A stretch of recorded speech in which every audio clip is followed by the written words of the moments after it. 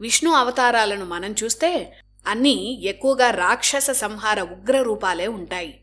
మత్స్యావతారం, కూర్మావతారం, వరాహావతారం, నరసింహావతారం, వామనావతారం, పరశురామావతారం ఇలా అన్ని రాక్షస సంహార అవతారాలే. కానీ రామ అవతారంలో శ్రీరాముడు కుటుంబ వ్యక్తి, అలాగే ప్రజలను పాలించే చక్రవర్తి కనుక మిగిలిన అవతారాల్లో ఉన్నట్లు ఆగ్రహావేశాలతో ఉండకూడదు, సహనంగా ఉండాలి.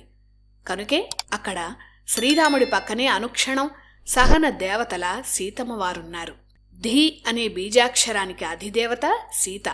ధీ అంటే తపశ్శక్తికి అధిదేవత. ఆమె తపశ్శక్తికి భయపడే రావణుడు అశోకవనంలో ఆమెకు దూరంగా నిల్చునే మాట్లాడేవాడు. సీతమ్మను రావణుడు అపహరించగానే సీత దూరం అవగానే శ్రీరాముడు ఉగ్రరూపాన్ని ధరించాడు, రావణ సంహారం చేశాడు.